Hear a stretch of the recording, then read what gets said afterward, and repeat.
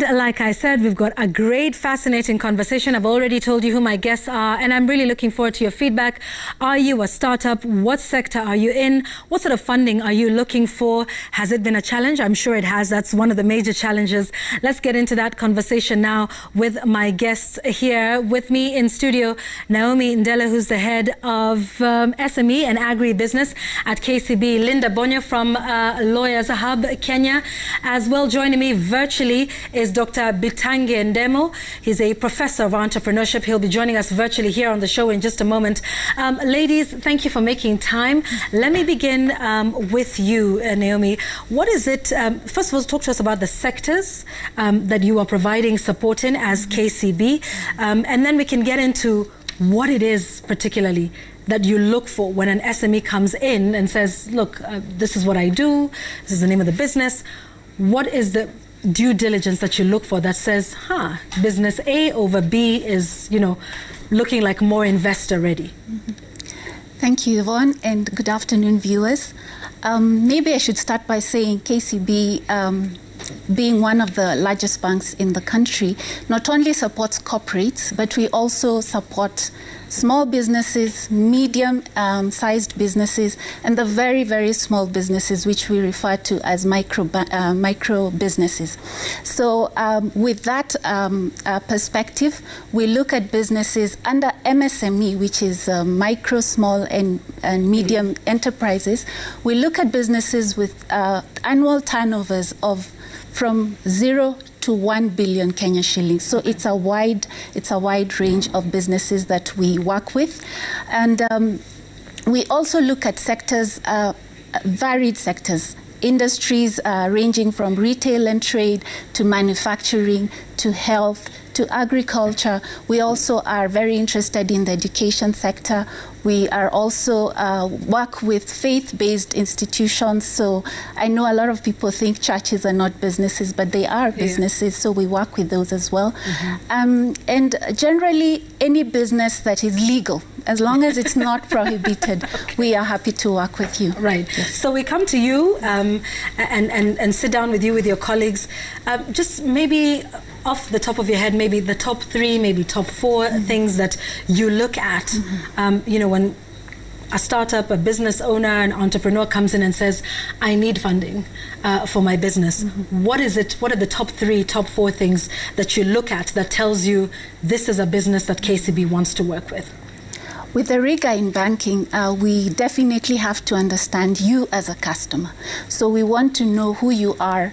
Are you, like I said, are you in a business that is allowed? Is it a business that is within the sectors that I talked about? Are you a registered entity, or are you working as a non-registered entity? And Yvonne, you will realize that there are very many businesses in this country, almost 8 million businesses, but only 1.5 are registered businesses. So we are cognizant of that fact, and we know a lot of businesses are run informally, but we are interested to know, are you licensed to do your business? So those are some of the checks we will look at. We will also look at your cash flows, how you're handling your finances. How do you have, what inflows do you have? What outflows do you have? Do you have audited financials? If you're a more established business, we would require to look at that. Are you paying taxes also? Because we want to deal with businesses that are legally doing business and within the regulations of the country. So we also work with businesses that are 2 years and above, in the sense that we know a lot of businesses in this country do not live beyond 5 years. So we want to work with businesses that are stable, with a good business model that makes sense, a business plan that we can see growth, a growth pattern. And looking at that, then we are able to assess, are you able to pay for the facility that you're seeking. So those are some of the things that we look for. Yeah, I hear you. A business plan, 2 years in business, licensed, at least, paying your bills and your debt. And Linda, I know you've talked about that before. I think we had you on the show a couple of weeks ago and you said pay your taxes and make sure you are, in line with regulation and law in the country. From your perspective, Linda, what is the biggest challenge when it comes to finding funding of whatever kind? It could be, a loan, it could be venture capital, it could be an angel investor that, comes up and says, hey, I'm interested in sector X, Y, Z. But for you, what is the major challenge for the gap, the investor and the startup?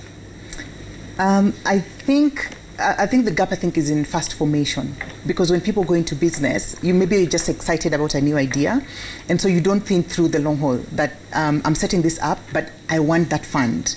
Those who are more mature in the market, who've done many businesses before, they have that experience, and so they'll know what to go for. So, for instance, if you're with a friend, you have a nice idea, maybe taking a walk, then somebody says, I think we need to set up a fish business. The other one is like, no, I think we need to do this and this and this. Let's build an application for it. So at that particular point, you're simply excited about a new opportunity.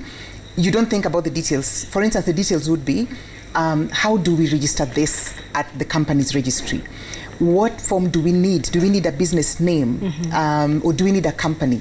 If you say you need a business name, that means your liability is actually unlimited. So if you went into debt, would come for everything that you own, including your personal items. But if you went into a company structure, then we know it's a limited liability company, and so there's a distinction between you two as individuals and the company as an entity. Yeah. Okay. But then before even you go to the registry, somebody would ask you, if we are partners, do we actually have a co-founders agreement? And so even before you formalize it at the registry, for instance, or whatever country you are in, you need a co-founders agreement that simply just states all your intentions, how you're going to own this thing, and exactly what happens when there's a third party. So for instance, if you don't do that right, you'll go back to, let's say you get KCB and they say, I'm bringing in the funding. And so because I own 50 and you own 50, I can say, no, you take my 50 and we leave Yvonne in this deal, because you did have an initial agreement on what happens. We've had situations where a co-founder would actually sell their own shares without telling the board. And so a co-founder's agreement is necessary for you to say, this is when you sell, and if you're selling your shares, you must have this board approval, and these are the steps you go through. So I think that stage of entity formation is where many times we get it wrong as well. And that stage also determines your tax structure. So if you're a company, you're going to be paying 30% of corporation tax in a year. If you go as a business name, many times it looks like you're actually informal. And so you're not looking for this formal structure. The good thing about the law is you're able to transit from a business name and convert it into a company, and you can do that online. So I think the entity formation part is really, really critical to be able to figure out the problems that will come in the future. The other thing that I think is necessary to understand is the stages of growth of business. And I think that information is not mainstream. Within the startup circles, maybe people know about it. You join an accelerator and they teach you. It's good to understand exactly where you are at. If you are at pre-seed stage, which is the idea stage, you want to build, let's say, this application that helps you to deliver fish, faster to your clients, or your mama mboga, and you're thinking about to digitize this business.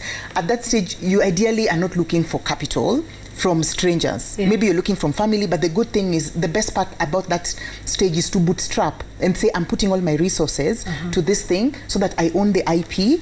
And if you're working it out at that particular point, it's advisable that you don't look for feedback on the product, because people will say, I helped them form this, because you're trying to protect your intellectual property.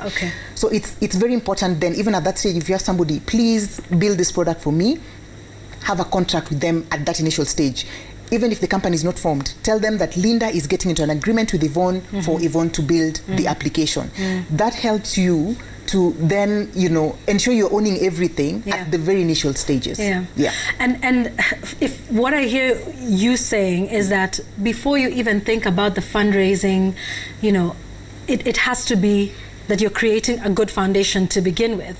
That KCB and others will come in and say, you've got the basics and the foundations right. That's true. And so that's interesting. So you start with the end in mind and you start working towards it to making yourself investor ready. And I think that's important.